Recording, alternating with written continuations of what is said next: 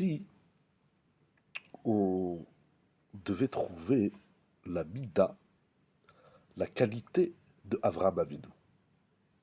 La Torah déjà nous dit qu'Avraham Avinu, il est Av Hamon Goïm. Le monde entier se dit descendant d'Avraham Avinu. Avraham, notre père. Avraham, le premier père de l'histoire, père de Ishmaël, qu'il a eu avec Hagar, et père de Yitzhak. Le monde entier se dit descendant d'Avraham. Tout le monde reconnaît dans Avraham Avinu le père spirituel, j'ai envie de dire, de l'humanité. Pourquoi tout le monde s'accroche à lui? Alors certains diront que la qualité de Avraham Avinu, c'est le chesed. La générosité, la bonté, la bienveillance. C'est vrai, c'est sa qualité, le chesed. Avraham, c'est le chesed. D'autres diront, ce qui est vrai aussi, la qualité d'Avraham Avinu, c'est la émouna, la foi. Deux qualités immenses, émouna et chesed. C'est-à-dire qu'Avraham Avinu, il se distingue dans ces deux midotes. Il a apporté quelque chose de nouveau. Il y avait déjà des croyants avant lui. Le chesed aussi. Le chesed. Noach, il a fait du chesed. Il faut trouver chez Avraham Avinu, c'est quoi la particularité de ces midotes. Je voudrais partager avec vous un mot du Zohar HaKadosh à propos d'Avraham Avinu. Non pas que je vais l'expliquer, parce qu'à part le lire en hébreu, je ne comprends rien dans le Zohar. Le Zohar HaKadosh nous dit que lorsqu'il est dit dans la Torah qu'Avraham et Sarah, ils recevaient du monde, lorsque Avraham et Sarah, ils faisaient des âmes, comme c'est écrit à Nefesh, Asher Asu Becharan, c'est un mot fort, qu'est-ce que ça veut dire faire l'autre, faire des âmes? C'est quoi le chesed, donner à manger à quelqu'un, pourquoi c'est si extraordinaire? Il dit le Zohar, Ve'Avraham et Sarah, havo metaknet vila lekulhu, ihu legavre ve'ihi lenaché. Il y a quelque chose qui est particulier au peuple d'Israël, et ça n'existe dans aucune autre nation, peuple, croyance, culte, etc. La notion de pureté et d'impureté. Touma et Tahara. La Touma et la Tahara, qu'on trouve essentiellement dans le livre de Vaïkra, le Lévitique, sont des notions perdues aujourd'hui, en grande partie. Chez les nations, elles n'existent pas. Il n'y a pas de notion de pureté et d'impureté. L'impureté la plus répandue, c'est au contact d'un mort. Lorsqu'une personne est au contact d'un mort, elle est impure. C'est-à-dire quoi l'impureté? Alors elle doit se purifier dans un mikvé. Aujourd'hui, même chez nous, dans le peuple d'Israël, les lois de pureté et d'impureté sont réduites parce que nous n'avons plus le temple, nous n'avons plus les lois de la vache rousse notamment. Mais il y a un truc dans la Torah qu'il faut réfléchir. Il nous reste le mikvé du converti et le mikvé des femmes, du converti, c'est-à-dire homme ou femme, et le mikvé des femmes tous les mois. Une femme qui a ses règles, avant de retrouver son mari, après la période de préparation au bain rituel au mikvé, elle est interdite, ensuite elle va au mikvé et le couple peut se retrouver. C'est une notion qui n'existe pas ailleurs, ça n'existe que dans la Torah. Et le Zohar nous enseigne que Avram et Sarah s'occupaient de purifier. Avram et Sarah, ils ont institué, ils ont mis en place un mikvé. Avram s'occupait des hommes et Sarah s'occupait des femmes. C'est incroyable. À toute la grandeur de Avram et Sarah, de s'occuper de la pureté de l'être. Qu'est-ce que c'est que la pureté? C'est un gros programme au niveau de la halakha, de la loi. Encore une fois, il y a tout le livre de la Torah, le troisième livre, pardon, de Vaïkra, essentiellement. Plus particulièrement la paracha de Tazria Metzora. C'est une notion qui n'existe nulle part ailleurs.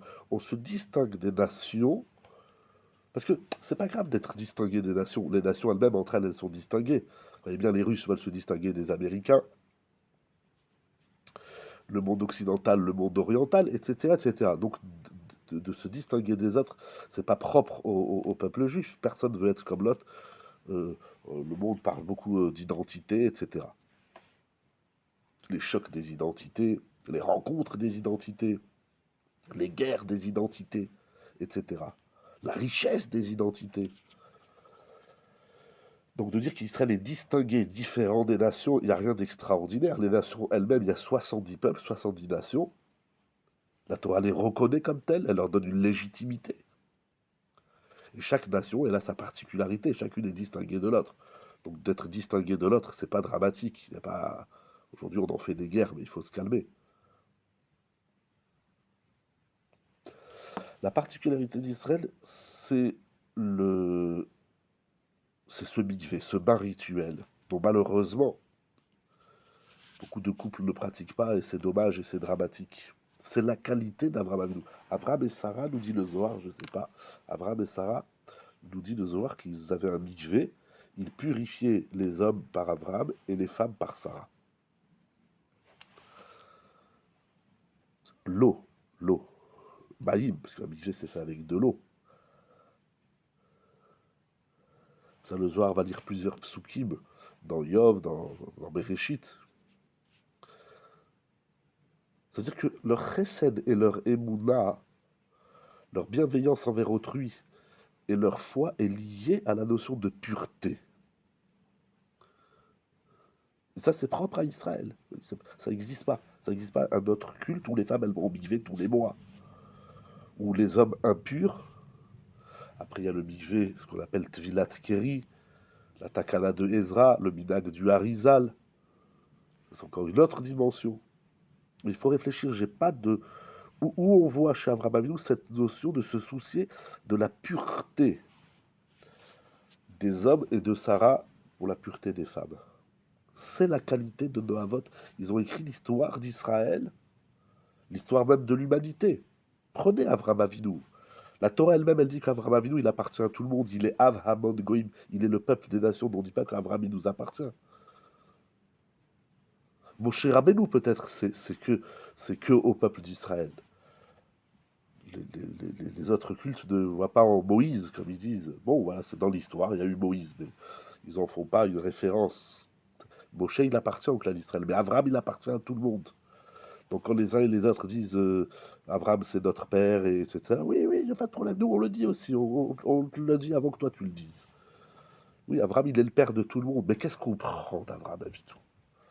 Certains prennent d'Abraham Avidou le chesed, d'autres la foi, ou la Kedat Yitzhak, le ligotage d'Yitzhak. Certaines prennent la terre d'Abraham. Prenez d'Abraham ce que vous voulez. Il appartient à tout le monde, Abraham. Abraham, il n'est pas juif dans le sens où il n'est que juif. Abraham Avinu, la Torah, elle dit Av Amon Goïm. Il est le père des nations, de la multitude des nations. Il y a quelque chose que personne n'a pris, c'est la Tahara, c'est la pureté. Il n'y a que Israël qui a gardé la pureté de Abraham Avinu. Alors, la pureté, c'est un grand programme. Encore une fois, dans le livre de Vaïkra, dans le Rambam, dans le Talmud, il y a des Mishnayot, il y a Seder Teharot. Il y a, j'ai le Messilat Yesharim sous les yeux, je réfléchis, qu'est-ce que je peux partager, parce que le chapitre 16 du Messilat Yesharim, lisez, tout le monde peut lire les Messilat Yesharim, il faut lire, il faut lire. Il faut lire, au lieu de lire le journal qui dit toujours la même chose et toujours des bêtises et des mensonges, lisez le Messilat Yesharim, survolez-le, c'est extraordinaire. Il va dire que la Tahara, s'appuyant sur un verset dans Teilim, chapitre 51, verset 12, lève Tahor Berali Elohim. C'est la pureté pas seulement du corps, qui est importante, mais c'est la pureté du cœur. Lève Tahor. C'est quoi la pureté du cœur? c'est faire les choses, agir, que tous les, je vais le dire d'abord en français, que tous les actes de l'homme, toutes ses actions soient réalisées avec chorma et yira. C'est propre à Israël, ça n'existe pas. La chorma, il n'y a pas chez les autres. Il y a chorma bagoïm, il y a les sciences. Mais on voit bien qu'il manque de la... Dans le monde, il manque de la chorma, il faut le dire. Dans le monde, il manque de l'intelligence, de, du discernement, de la réflexion. Le QI mondial, il est très bas aujourd'hui, très très bas. Oui, on fait des grandes découvertes, technologie, Internet, etc., etc. Mais les humains sont très bas. La pensée classique, elle est très basse. Il n'y a pas de chorma dans le monde, il faut le dire. Je n'ai pas peur de le dire. Malheureusement, chez Israël, c'est comme ça. En tout cas, la Torah nous invite. Mais un juif, tout ce qu'il fait, il doit le faire bechorma. Et ira. Chorma et ira. C'est tout un programme immense. C'est Avraham Avinu. La crainte de Dieu. C'est pas juste la croyance, c'est la foi, la crainte, la ira. C'est énorme. Ça c'est Israël. Ça, c'est Israël. La première bénédiction de la Hamida, c'est Magan Avraham. On parle d'Avraham. Prenez Avraham Avinu. Donnez-le à tout le monde. Il appartient à personne, Avraham. Il est le père de tout le monde. La Torah, elle le dit. Il ne faut pas se disputer, leur dire non, Avraham, c'est notre père. Avraham, il est le père de tout le monde. Mais cette vertu de Tahara, de Lev Tahor, de Chorma Ira, ça, c'est notre mission. Ça, c'est notre mission, Moraï Rabotai. C'est ça qu'on doit faire. Nous, on est les descendants d'Avraham Avinu à travers la pureté d'Avraham Avinu, à travers la Chorma, la Ira. Shabbat Shalom, Bessorot Tovot.